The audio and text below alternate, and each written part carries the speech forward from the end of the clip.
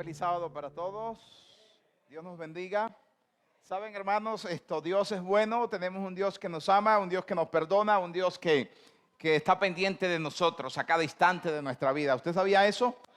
Muy bien, yo aquí tengo mi celular y estuve mandando a mi familia, a mis amigos, a un montón de gente, de amigos, estuve mandándole el link que nos pasan de la transmisión del culto de aquí de la iglesia Gólgota. Por favor, si usted tiene algún amigo, algún hermano de la iglesia que sabe que no viene, envíe esa transmisión a esa persona. Y desde ya saludamos a los amigos y hermanos que van a mirar esta transmisión aquí en nuestra iglesia. Quiero invitarles a que oremos. Vamos a orar. Querido Padre que estás en el cielo, en estas horas de la mañana invocamos tu nombre, Señor. En estas horas de la mañana llegamos ante tu presencia, seres pecadores. Algunos de nosotros afectados por alguna decisión mala que hemos tomado en nuestra vida. Algunos de nosotros de pronto estamos allí, oh Señor, haciendo cosas que no te agradan. Y en estas horas, Señor, queremos pedir misericordia por cada uno de los que estamos aquí. También por nuestros amigos, por nuestros hermanos que estarán siguiendo esta programación allí en sus hogares. Que tú les puedas bendecir, que tú les puedas acompañar y que tu bendición esté con cada uno de nosotros. En el santo nombre de Jesús. Amén y amén. Muy bien, queridos hermanos, quiero que me acompañen a sus Biblias. Por favor, vayan conmigo a sus Biblias. He titulado la reflexión, el tema de esta mañana lo he titulado La dicha del perdón. A ver, hermanos, ¿cuántos de los que estamos aquí presentes y de nuestros amigos que nos estarán siguiendo allí en nuestras redes sociales han necesitado el perdón? Todos. A ver, ¿y cuántos somos pecadores? Absolutamente ¿qué? Todos. ¿Saben la guerra? ¿Has pensado lo que significa una guerra? Una guerra son palabras mayores, guerra. Hablé con un amigo personal, un amigo mío, un veterano de guerra, una persona que ha estado en guerra, y le estuve preguntando lo que se siente estar en la guerra. Me dice, no es nada fácil enfrentar la guerra. Sentir allí el enemigo cercano cuando tú estás avanzando hacia el objetivo y de pronto no sabes si hay una emboscada. La guerra. Enfrentar la guerra. Y quiero hablar de un personaje bíblico que llama poderosamente mi atención, pero antes quiero preguntar cuántos de los presentes tienen sus Biblias. Quisiera que ustedes buscaran sus Biblias. También, amigo que está allí en su casa, hoy que estamos adorando a nuestro Dios, busque su Biblia y vamos a hablar de un personaje que llama poderosamente mi atención. Tal vez ese personaje puede ejemplificar tu vida y mi vida. Tal vez ese personaje nos puede poner a nosotros con algo muy similar a lo que él vivió. ¿Saben de quién vamos a hablar? Del rey David. ¿Escucharon? ¿De quién? Del rey David. El pecado ataca a los pobres, a los ricos, a los niños, a los blancos, a los negros, a los afro. El pecado ataca a todo el mundo. ¿Sabías eso? Y déjame decirte que la victoria de hoy no te va a servir para mañana. Lo que tú hiciste hoy, está bien hoy, pero mañana te vas a tener que enfrentar nuevamente a la realidad de la vida. Y el capítulo 17 del primer libro de Samuel nos va a mostrar algo, queridos hermanos. Solamente voy a entrar allí para mirar una cosa. Entonces, capítulo 17 del primer libro de Samuel, el capítulo 17, el versículo 26. Entonces habló David a los que estaban junto a él diciendo: ¿qué harán al hombre que venza a este filisteo y quite el oprobio de Israel? Porque ¿quién es este filisteo incircunciso para que provoque los escuadrones de quién? Del Dios viviente. Hermanos, yo les quiero preguntar algo. ¿Ustedes ven ahí a un hombre con algo decidido en su mente? Con una valentía, con un poder. David diciendo, o sea, todos ustedes conocen la historia, cómo estaba el pueblo de Israel, estaban llenos de temor, estaban asustados, y se levanta un jovencito, hermanos queridos, y dice, ¿qué podrán dar a este hombre, que venza a ese gigantón? Porque ese gigantón ha provocado los ejércitos, los escuadrones ¿de quién? Del Dios, de nuestro Dios, del Dios viviente. Y la historia dice, hermanos queridos, la historia dice, miren el versículo 33, por favor acompáñenme allí, el versículo 33 del capítulo 17 del primer libro de Samuel. Dijo Saúl a David, tú no podrás ir contra aquel filisteo y pelear con él, porque tú eres ¿qué? Un muchacho. Mientras que él es un hombre ¿de qué? De guerra. ¿Desde cuándo, hermanos? Desde su juventud. Hermanos, hay gigantes que a veces nosotros pensamos que no los podemos vencer. ¿Sabías? Y humanamente no los vas a poder vencer. Necesitas la intervención de Dios para que ese gigante pueda ser destruido. ¿Cómo estaba el pueblo de Israel ante el gigante? Lleno de temor. Pero se levantó alguien y dijo, yo voy a ir. En el versículo 45 me gusta. Entonces dijo David, estoy leyendo el primer libro de Samuel, el capítulo 17, el verso 45. Entonces David dijo al filisteo, tú vienes a mí contra espada y lanza y jabalina, pero yo voy contra ti en el nombre ¿de quién? En el nombre de Jehová de los ejércitos, el Dios de los escuadrones de Israel, a quien tú has ¿qué? Provocado. Quiero hacer una aplicación aquí. ¿Cuál es el enemigo que tú tienes? ¿Qué clase de enemigos tienes? ¿Qué guerra estás peleando? Humanamente no podrás vencerla, pero para poder vencer lo que te está acabando, tiene que ser en el nombre de Jehová. Y no conozco tu historia, pero yo quiero preguntarles, hermanos y amigos que nos siguen allí en nuestras redes, en nuestros canales, yo quiero preguntarles, tal vez estoy hablando para alguien que está peleando una guerra terrible y tal vez está siendo destruido. Solamente Dios puede hacer algo por ti y por mí. Hay condiciones terribles en la vida en que tú a veces no puedes hacer nada. De pronto tú tratas de salir de allí, pero te vas a ir hundiendo cada día más. Y humanamente no puedes. Solamente la intervención de Dios. Y vamos a mirar algo ahorita, hermanos queridos. Y la historia bíblica dice, hermanos queridos, la historia bíblica dice que David venció ¿a quién? A Goliat. Los hombres de guerra de Israel no pudieron hacer absolutamente nada. Estaban llenos de temor. Se levantó alguien en el nombre de Dios y venció al gigantón. Pero yo les pregunto, hermanos, cuando ustedes van al segundo libro de Samuel, el capítulo 11 y el capítulo 11, yo les pregunto, ¿dónde quedó el gran vencedor? ¿Qué pasó con el vencedor? ¿Qué pasó con ese hombre que iba a la guerra en el nombre de Jehová? El capítulo 11 del segundo libro de Samuel, el versículo 2 dice, un día al caer la tarde se levantó David de su lecho. Pero el versículo 1 del capítulo 11 me llama la atención por lo siguiente. Aconteció al año siguiente, en el tiempo que salen los reyes a la guerra, que David envió a Joab junto a sus siervos y a todo Israel, y ellos derrotaron a los amonitas y sitiaron a Raba, mientras que David se quedó ¿dónde? En Jerusalén. Hay un terreno en el cual tú y yo debemos de estar siempre, y es el terreno de la guerra. ¿Sabías? De la batalla.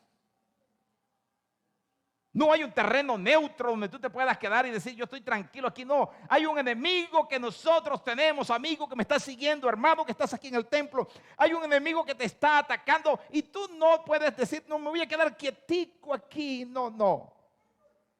Porque el enemigo es más astuto que nosotros. Y la historia bíblica dice, hermanos, que David se quedó en su casa y que al pasear por la tarde en el terrado de su casa, vio que una hermosa mujer se estaba, ¿qué? Bañando. ¿Cuál es la guerra? ¿Cuál es la, déjeme decirlo, cómo lo digo para no ofender? ¿Cuál es cómo se diría, hermano Aureliano? La carnada, ¿cómo se diría? ¿Cómo sería la tentación? ¿Cómo sería? El enemigo sabe, escúchame por favor, tú que me estás siguiendo. El enemigo sabe cuál es tu punto débil. El enemigo nuestro sabe cuál es la debilidad de cada uno de nosotros. El enemigo sabe por dónde atacarte y el enemigo está pendiente allí esperando el momento indicado cuando tú te quedas en el terrado de tu casa para atacar. Ahora, ¿ustedes saben quién es el que está enfrentando el mismo problema? David, el que mató al gigante. A ver, hermanos, el ejército de Israel tenía temor. Este jovencito en el nombre de Dios salió y enfrentó al gigante y lo destruyó y lo acabó. Pero ahora, el que mató al gigante, está cayendo y está siendo destruido por una mujer. ¿Saben, hermanos? El gran rey David, es que cuando nosotros abrimos en la Biblia, cuando nosotros abrimos la Escritura, queridos hermanos, queridos amigos que están allí siguiendo, nosotros nos vamos a encontrar con algo. Tú vas a encontrarte con un personaje que se llama Abraham, David. Esos son personajes de tallas de las grandes ligas, que enfrentaron dificultades en su vida, ¿me entiendes? Cuando tú abres la Biblia y encuentras allí el rey David, este no es cualquier personaje. Sí, es un hombre normal como otros, pero es un hombre que tenía una responsabilidad grande y que cayó. Y en el capítulo 12 del segundo libro de Samuel, ustedes saben la amonestación que Dios le va a hacer a David.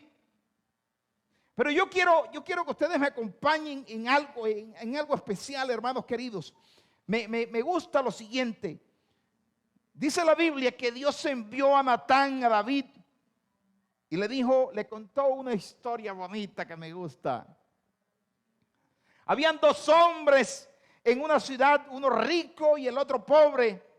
El rico tenía numerosas ovejas y vacas, pero el pobre solamente, ¿qué tenía? Una corderita que él había comprado, la había criado y que había crecido con él, con sus hijos justamente, comiendo de su bocado, bebiendo de sus vasos y durmiendo en el seno igual que una hija. Hermanos, ustedes conocen la historia.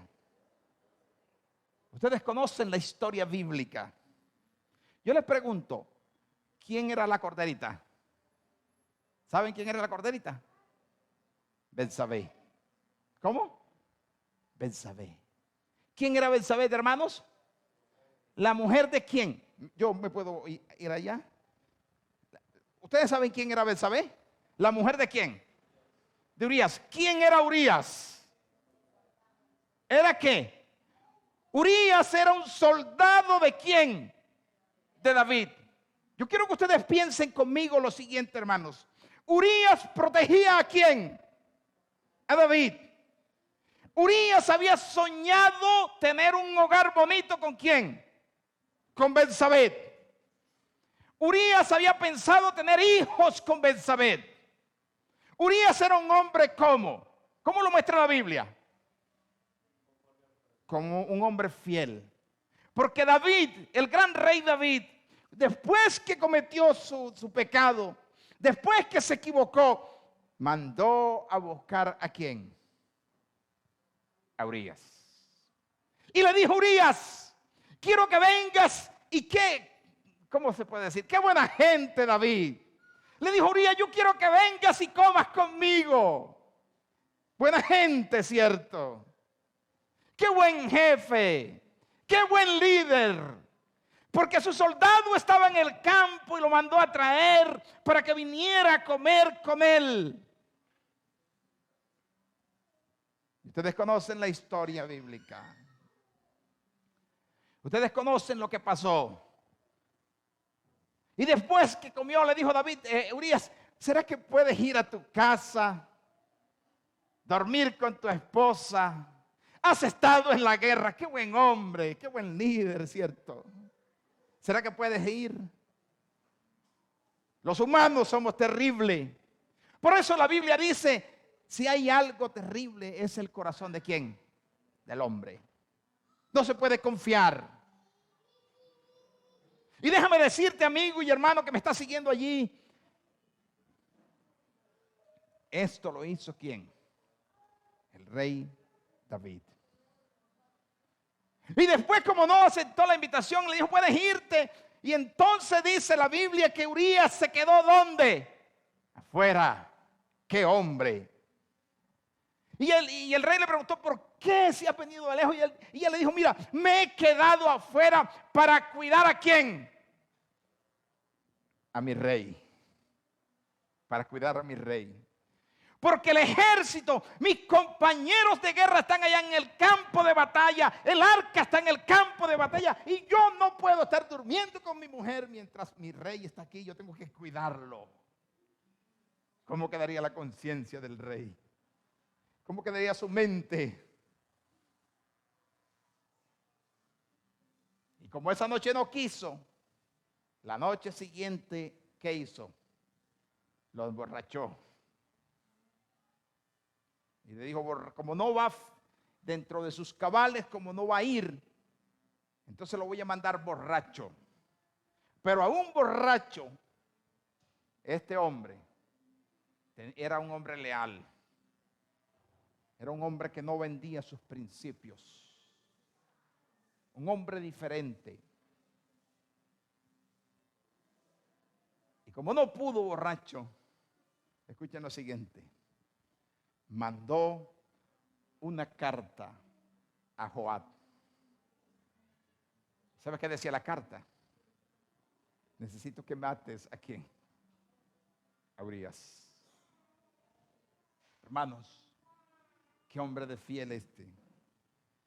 No se le ocurrió a Urías abrir el sobre y mirar a ver qué era lo que iba en la carta. Iba la sentencia de su muerte allí. No cambió. La historia bíblica dice, hermanos y amigos, que Urías pereció y que David cayó en pecado. Y en estas horas de la tarde, de la mañana, no sé si estoy hablando para alguien que de pronto ha caído en pecado. De pronto estoy hablando para alguien que se ha equivocado. Estoy hablando para alguien que posiblemente ha fallado. ¿Y quién de los que estamos aquí podrá decir: no, yo no he equivocado nunca? Y para eso, para usted amigo, para usted hermano que me está siguiendo, está el Salmo 32, que me encanta, que me gusta. Y vaya conmigo al Salmo 32, por favor. Y escuche esta palabra de Dios. Bienaventurado aquel cuya transgresión ha sido perdonada. Y escuche, ¿y qué? ¿Y cubierto qué? Su pecado. Hay tres palabras. Escuchen, hermanos, tres palabras para describir el pecado: transgresión, pecado e iniquidad. Escucha esto. La primera, transgresión, en hebreo peshá, rebelión, abandono de Dios, implica pecado voluntario. ¿Cuál es ese pecado voluntario, querida iglesia? ¿Cuál es ese pecado voluntario, querido amigo que está allí siguiéndonos? Que tú sabes, escúchame, tú sabes que lo que estás haciendo y que lo que estoy haciendo está malo, pero que sigo ¿qué? Haciéndolo. Pero también está el pecado, y en hebreo esa palabra pecado es hatá. Pecado, pero considerado como la acción de quien yerra el blanco y no cumple con su deber. Pero hay algo que me gusta del Salmo, ¿me entiende? Porque el Salmo del capítulo 32, el versículo 1 dice, y cubierto su pecado, cubierto o oculto, que el pecado nunca más deberá enfrentar, que el pecador nunca más deberá enfrentarlo, ¿me entiendes? Bienaventurado el hombre a quien Jehová perdona, ¿qué? Su pecado. O sea, cuando Dios nos perdona a nosotros, hermanos queridos, el Señor oculta nuestro pecado, pero que nunca más nosotros podemos enfrentarlos. Y mira lo que dice el Salmo 85, el versículo 2. Vayan conmigo a la Biblia, por favor. Porque yo sé que este tema, en primer lugar, es para mí, pero yo sé que también para usted. El Salmo 85, el versículo 2 dice, perdonaste la maldad de tu pueblo, todos los pecados de ellos los cubriste. Amén. ¿Sabe quién es el que cubre tus pecados? No es el pastor de la iglesia. No es la iglesia, sino ¿quién? Dios. Y saben, voy a compartir con esto, hermanos, esto con ustedes. No se trata de cubrir el pecado o de pasarlo por alto. Hay solo una base para el perdón del pecado. ¿Saben cuál es? El arrepentimiento. La confesión. Primera de Juan, el capítulo 1, el versículo 9. Vamos al libro de Primera de Juan, la carta de Primero de San Juan. San Juan. Vayan conmigo, son textos conocidos. Primera de San Juan, el capítulo 1, el versículo 9. Acompáñeme, amigo, que está allí siguiendo esta transmisión. Escucha esto. Si confesamos nuestros pecados, escucha esto, Él es fiel y ¿qué? Y justo para perdonar nuestros pecados y limpiarnos de ¿qué, hermano? De toda maldad. Amén. Y saben que solo tiene valor cuando va acompañada del arrepentimiento. Y escuchen esto, amigos y hermanos que están aquí en el templo y los que están siguiendo. Algunos cristianos confunden los dos elementos y piden solo perdón. Solamente pedimos perdón por nuestra culpabilidad. Pero Dios tiene interés en los aspectos prácticos del caso. Además de la tristeza causada por el pecado, el arrepentimiento comprende, escuchen esto, la expulsión del pecado de la vida. Esa expulsión, hermanos queridos, esa expulsión es un acto del alma misma, fortalecida por el poder divino solamente, ¿me entiende? El perdón es una consecuencia automática de esa experiencia. Dios puede perdonar todo pecado que sea eliminado de la vida. Debemos de pedirle al Señor que nos ayude a eliminar esos pecados que tenemos en nuestra vida. Y David dice, bienaventurado, feliz el hombre a quien se le ha sido perdonado y cubierto, ¿qué? Su pecado. Yo no sé si estoy hablando para alguien en estos momentos. No sé si estoy hablando para alguien en estos momentos aquí en la iglesia que se ha equivocado en la vida. Tú puedes tener mucho conocimiento bíblico. Puedes manejar la Biblia. Puedes manejar el espíritu de profecía. No sé si de pronto estoy hablando para alguien que tiene tanto conocimiento. Y déjenme decirle lo siguiente. El que más conoce de Biblia está perdido. ¿Usted sabe quién es? ¿Saben quién es? El enemigo. El que más conoce de Biblia. ¿Cómo está? Perdido. Yo no conozco la historia de tu vida. Yo no sé lo que tú estás viviendo. Pero déjame decirte que Dios dejó un ejemplo, el ejemplo del rey David, y el Salmo 32 y el versículo 2 dice, bienaventurado el hombre a quien Jehová no culpa de iniquidad y en cuyo espíritu no hay ¿qué? Engaño. Versículo 3, mientras callé, se envejecieron ¿qué? Mis huesos. En mi gemir todo el ¿qué? Todo el día. Porque de día y de noche porque de día y de noche se agravó sobre mí tu mano, se volvió mi verdor en sequedad de ¿qué? De verano. ¿Sabe cuánto tiempo duró David ocultando su pecado? 1 año. Y él pensaba que todo estaba tranquilo, humanamente. Pero en su vida, en su mente y en su corazón había una tragedia. Porque David, escúchame hermanos, porque David había causado dolor.